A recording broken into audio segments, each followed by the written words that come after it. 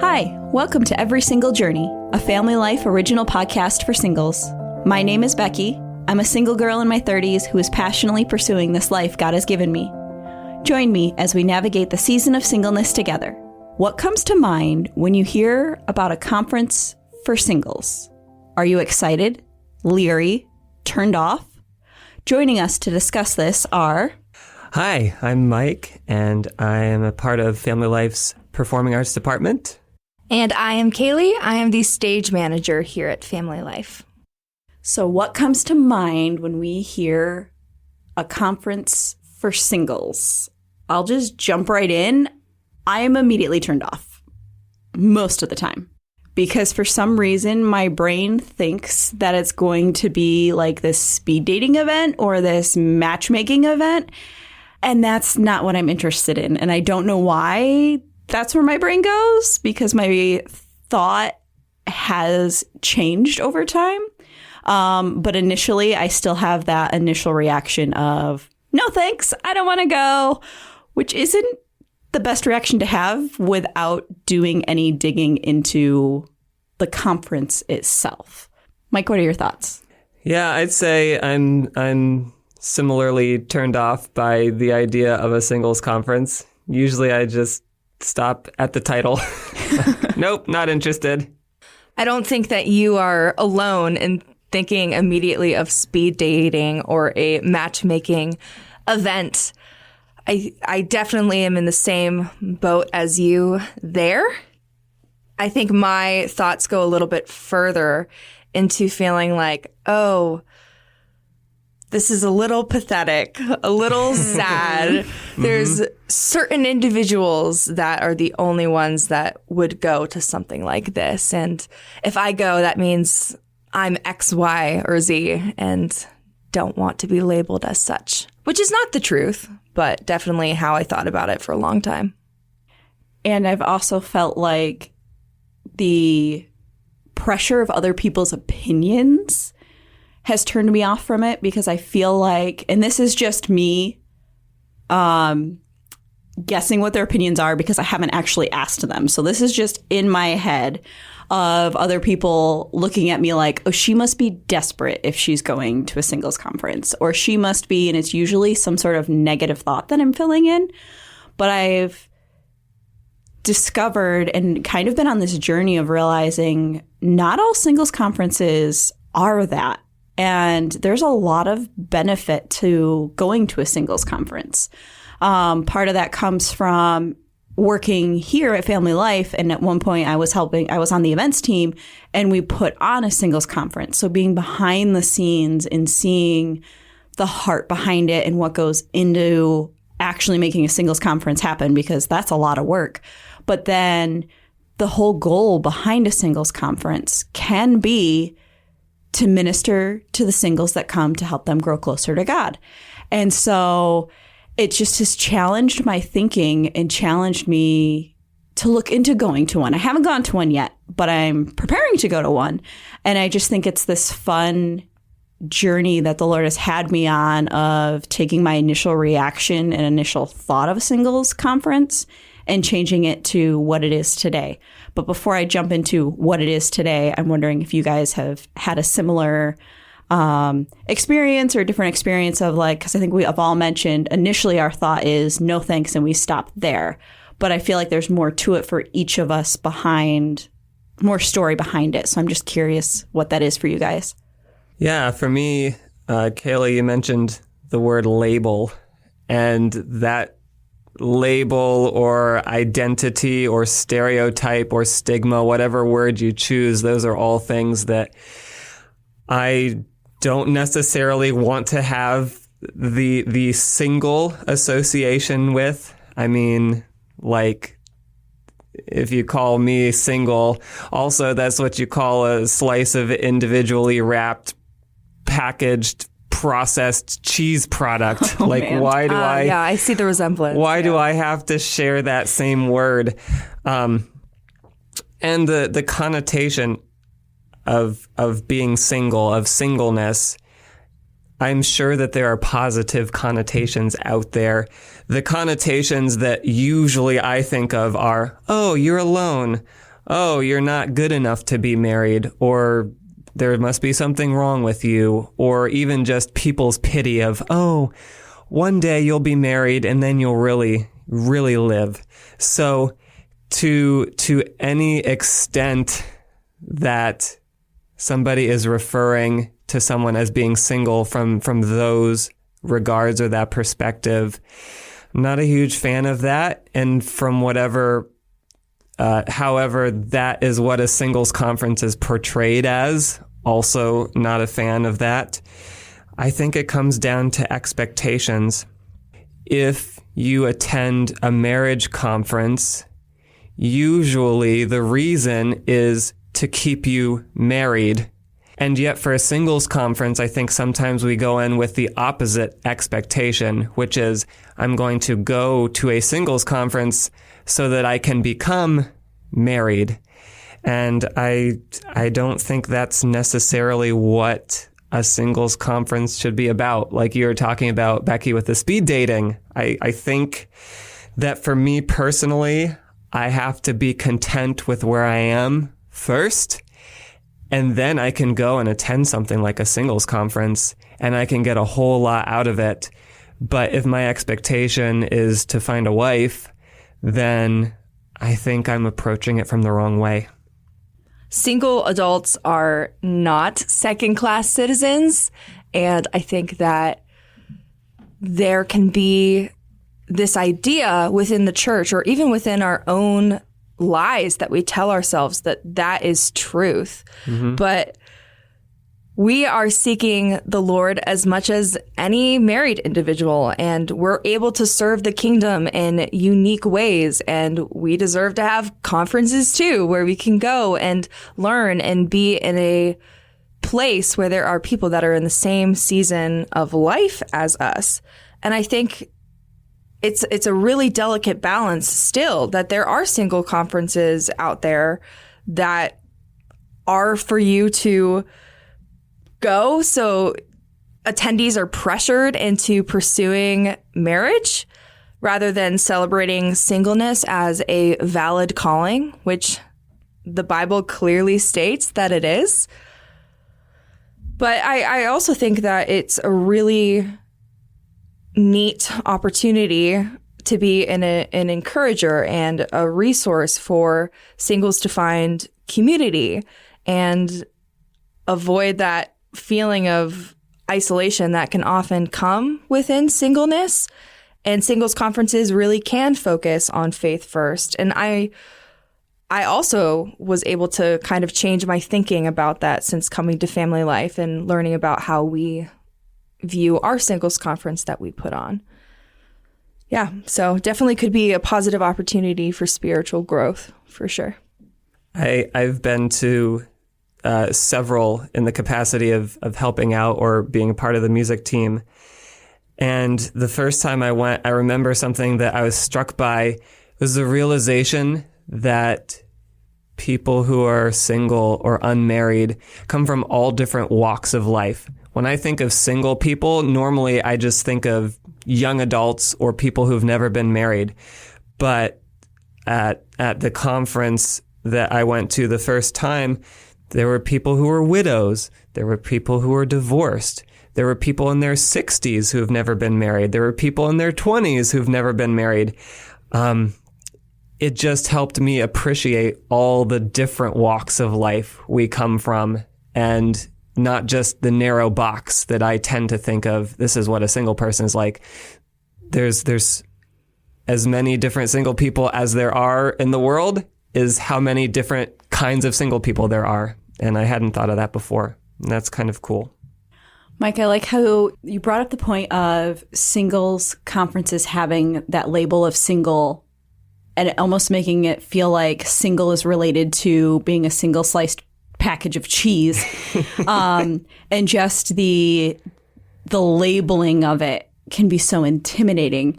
And it got me thinking as I've been walking the single journey and wondering and toiling with this idea of like, why am I so opposed to singles conferences?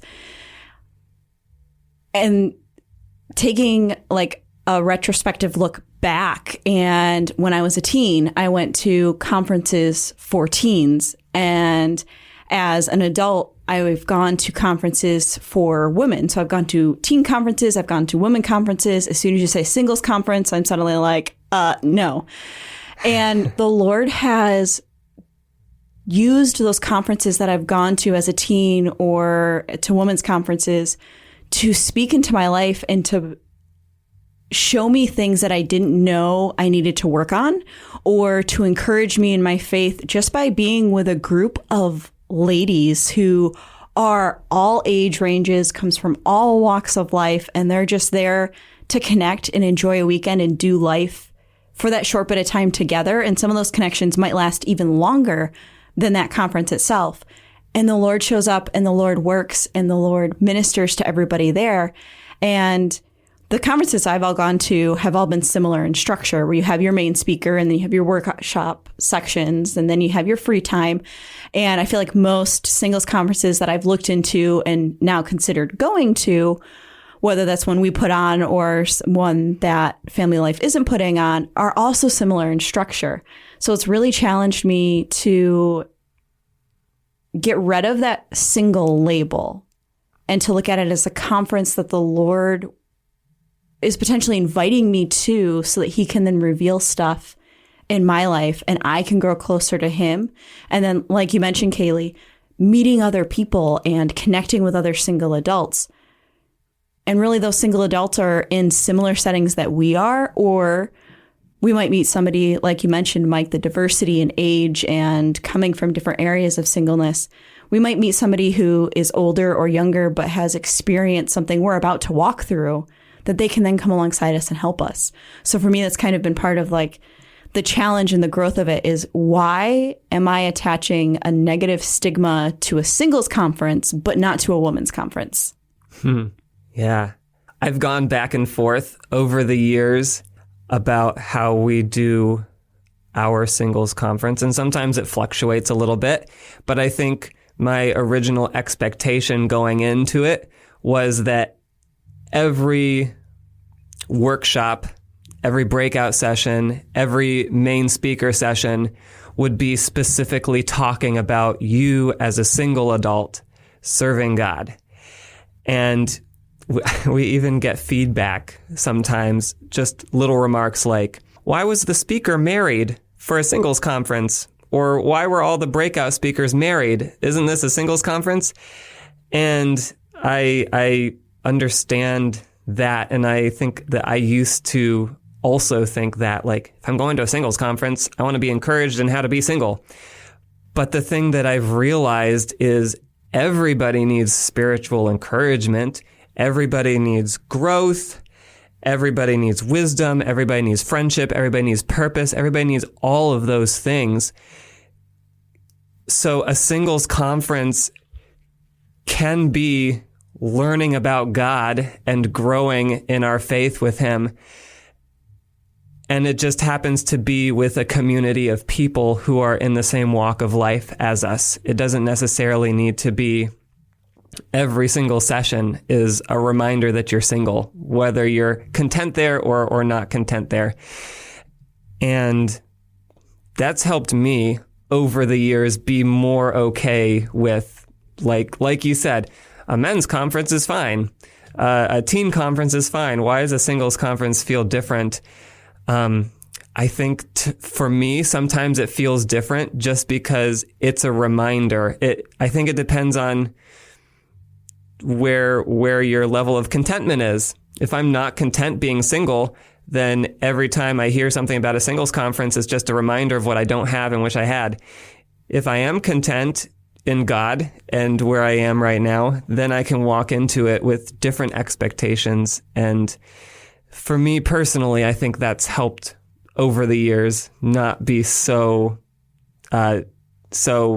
turned off from a singles conference, but other conferences are fine. I don't know if that resonates at all. I read something recently that said that singles are not really single. Every Christian, or every person for that matter, is part of several different relationships where sons and daughters and sisters and friends and neighbors and coworkers, et cetera, et cetera. And especially if you're a Christian, you're not single, you are a member of the church. You're an indispensable part of the body of Christ. And you're part of a really, really big family of people who love you. So I really think that even just the word single is the title and the phrase that steer us away from the truth and alter our perception and our way of thinking so much. And it's just a testament to the value and the weight that words have. I was digging in scripture, looking at different themes, just because I was interested in figuring out, okay, what type of different themes are there? And one theme that stuck out with me that you brought up, Kaylee, is we're brothers and sisters in Christ, and we're part of a family. And if I look at that theme throughout scripture, we are all called to bear one another's burdens. We're all called to encourage each other. We're all called to extort one another.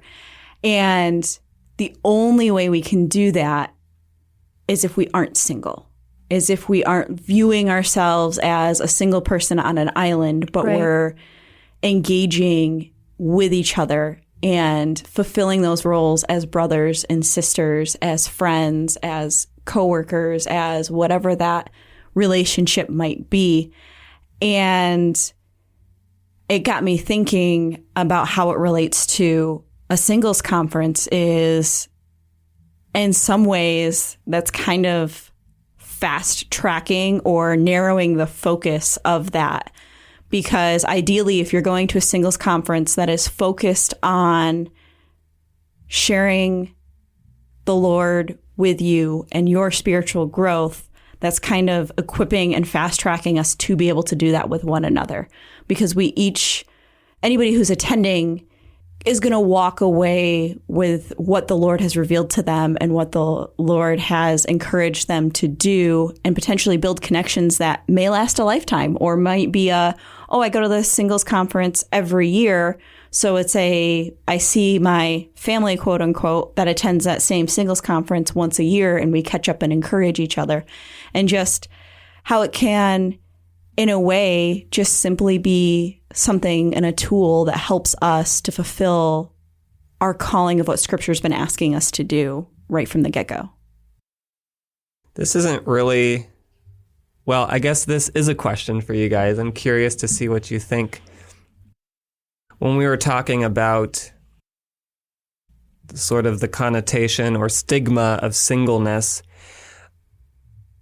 I want to say that it's kind of location-based, and I wanted to know what you guys thought. For instance, I live kind of out, not really out in the boonies. I live in a rural neighborhood, and I'm one of 5 people at my church who are single. Everybody else is married. If I lived in, say, New York City or Chicago or Atlanta, then that wouldn't be the case. There's a much, much larger percentage of people who are single. And so I think that if they were having this conversation, there would almost be a pride attached to, yeah, I'm a young, single, professional individual. And I don't know, what do you guys think about that? How much of that is location-based? I know sometimes when I am feeling like I'm the only one, everybody else is married, but not me. Sometimes I just think well, maybe here where I live, maybe at this church that I attend, but if I lived in an urban setting, that wouldn't be the case, and I probably wouldn't have the same stigma or stereotypes to wrestle through as I do here. It's interesting that you bring that up, because I kind of come from two different walks of life, I guess. I, for most of my life, was not a believer. And so there's a lot of people in my life that aren't walking with Christ and aren't in that realm. And then I also went to a Christian college and am a believer. And so I know a lot of people that do believe the same things that I do. And I think in that circle, majority of my friends are married and having kids. And so when I'm giving them life updates, there is that feeling in myself of, oh, I'm behind, and why can't I have what they have? Mm-hmm. But then going home and talking to friends who are living a very different kind of life, I'll give them the same updates, and the response is vastly different. They're like, wow, you're doing this and this and this, and you're only 24 and you've accomplished this. You're so independent, and that's so neat, and you're out there living your life, girl. Yeah, so it's definitely a matter of perspective for sure. I am very curious if it is dependent on location or if it's dependent on perspective and the influences around us. Like, is it, like you were saying, Mike, in the cities, there's going to be more single adults. In the rural areas, at least any rural areas I've been in contact with or been around or seen or heard, it's more married couples than single adults. So I'm curious, is it based on location that is where that comes from? Or is it based on, like you were saying, Kaylee, and based on perspective and what we've been taught or surrounded with growing up? Because for me, I've kind of had this mixed feeling a lot of the time, because I've had enough people in my life that have set that perspective of, yes, I'm a single adult. I'm a go-getter. I'm rocking this life. I'm all of the positive things there. And then I've had a lot of people in my life that are like, I'm married. I'm happily married. I have kids. We're doing life together. We're crushing it. I really want this for you too. And so there's been this pull and this tension of, well, where do I fit in that? What am I supposed to think? Like, how do I take both of these viewpoints and reconcile them and then figure out, well, I have this thought in my mind that being single is great and I should just be single the rest of my life and everything will be fine. And I have this other opposing thought that's like, oh, I should get married and have a family, or get married and choose not to have kids and pursue that avenue of life. And so I feel like I can hop the fence a lot on this because I've seen a pull of both, and I see both being good and both being, I don't want to say bad, but they both have their pros and cons. So I don't know, like, I don't have a good answer for you, Mike, of like, oh, is it location based? Is it perspective based? Is it just a shift in the social culture altogether that we're seeing this? And where do I fit in that? And so it's something I want to dive into and kind of look at more, but it's not really something I have a good answer to, because I feel that pull internally of myself. And it could just simply be neither one is wrong. It's just, where does God have me in this moment? And what is he asking me to take as my next step? And maybe not assigning my whole future to it. Maybe it's just, right now I'm single and I'm going to live my life as full as I can until God changes that. Maybe it's, I really should be pursuing a partner to get married and see what that looks like. I'm not really sure. So all of that to say, it's a tension and a pull that I feel, but I don't know where the landing pad is. Sure. I think I like what you said about, I'm going to butcher your words or just put words in your mouth. Go for it. About being content and present where you're at right now in this season until or unless God changes something. And I think that's a really good takeaway. I think oftentimes marriage or singleness can become an identity issue, and we just think, well, once I get married, then my life will really start, or whatever. And I think it just comes down to, like, the Bible talks about both. It holds both in high esteem. It's good to be married and to be fruitful and to multiply and to fill the earth. And also it's good to be single and to be able to serve Christ single-mindedly. Mm-hmm. Both things are a blessing. Both things are lifted up in the Bible. And I think the best we can do is whatever season we're in right now is to just be fully present there. And to go back to a singles conference, I think then that helps with your answer. I think singles conferences can be so incredibly valuable if we're content in Christ right now where we are, and we sign up for this conference knowing that what we're going to get is new friendships and community with people who are in the same season of life as us, and hopefully solid biblical teaching and great memories to be made. And I think that's incredible. I think, on the other hand, if we're miserable and we hate being single and all we want to do is find a spouse so that we can finally be happy, or at least think we'll be happy, then probably a singles conference is not a great idea because I don't think that is its purpose, or should it be its purpose.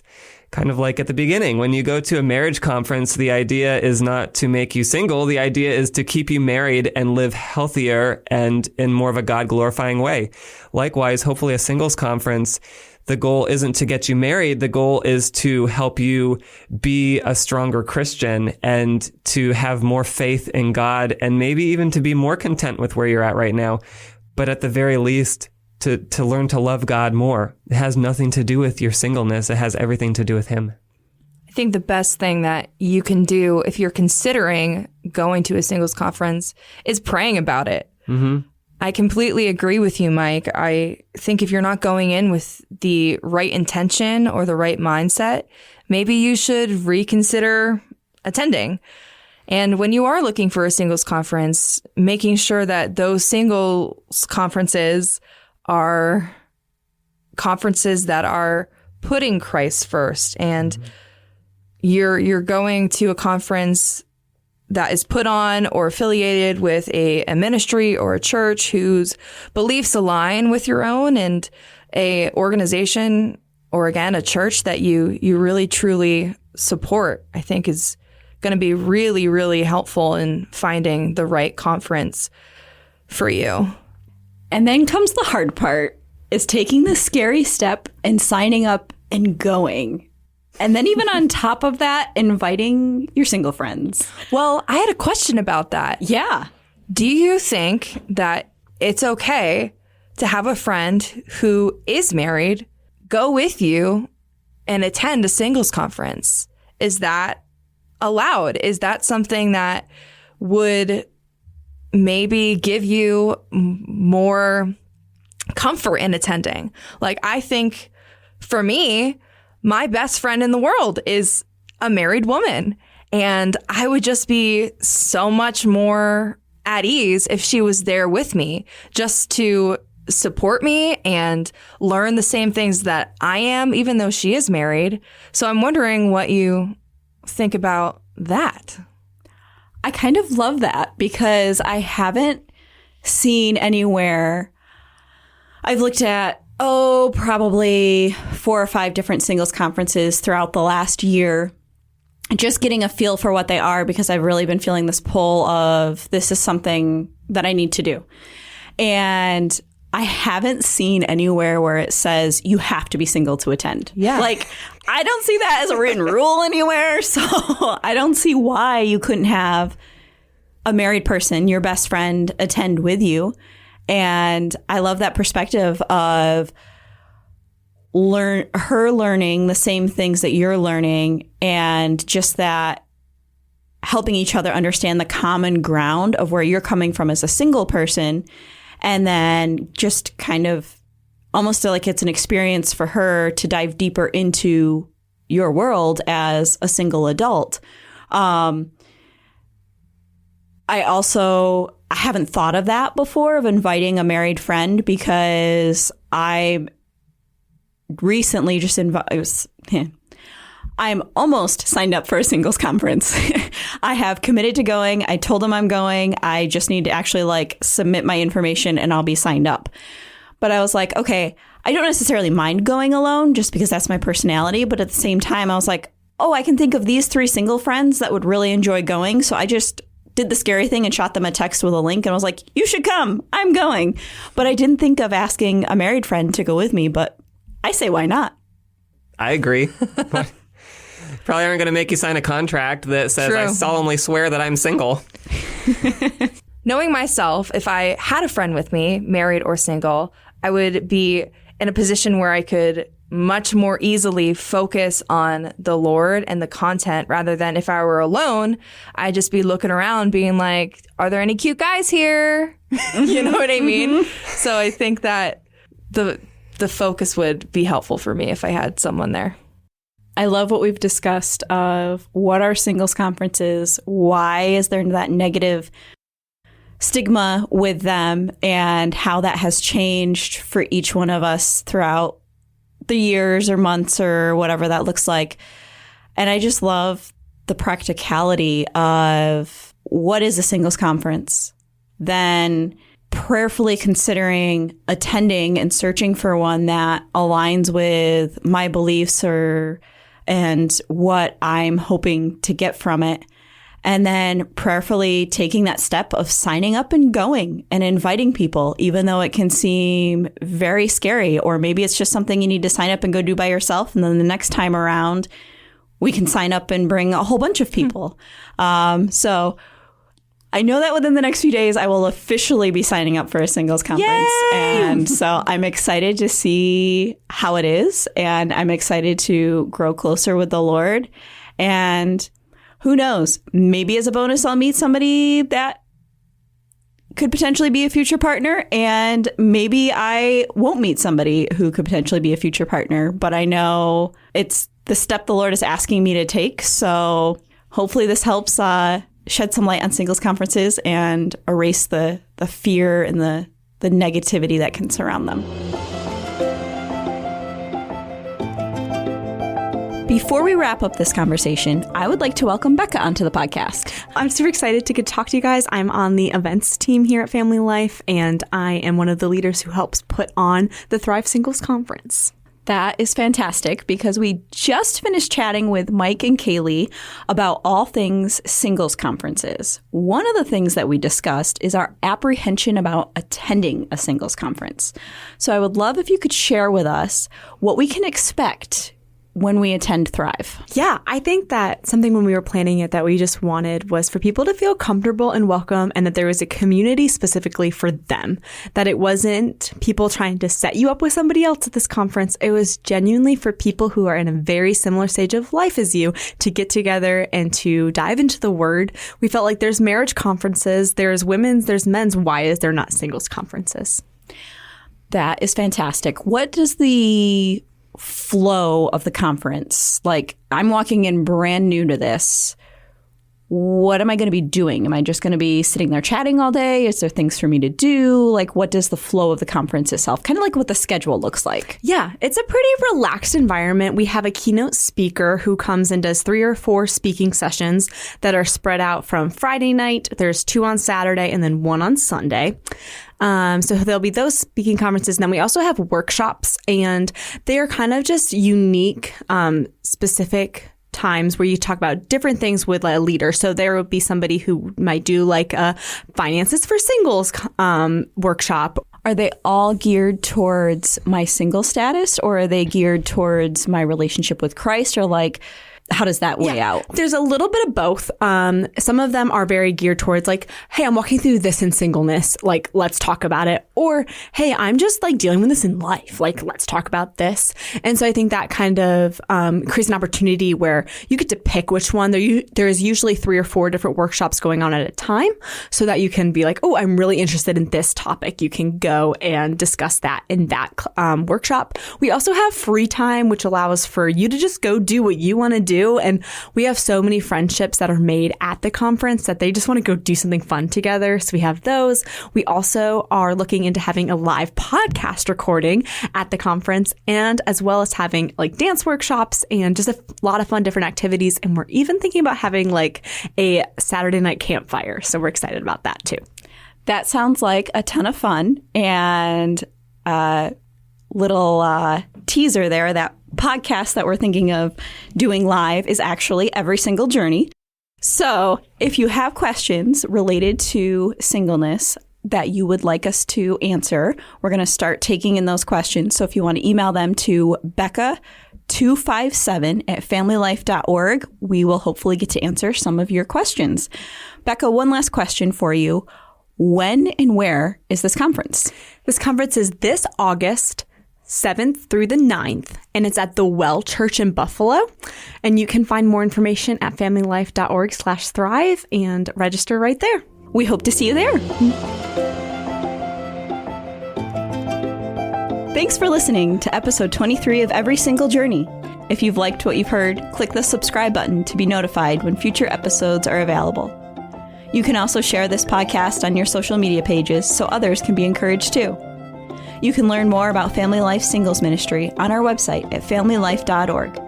If you're looking for more faith-based content like this, be sure to check out Family Life's other original podcasts, including If That Makes Sense, 10 Minutes With, You Can't Say That on Christian Radio, Therese Talk, and the Parable Podcast. Family Life is a listener-supported ministry. Your financial gifts make podcasts like this possible as we seek to share the hope we have in Jesus. You can find out more on our website at familylife.org.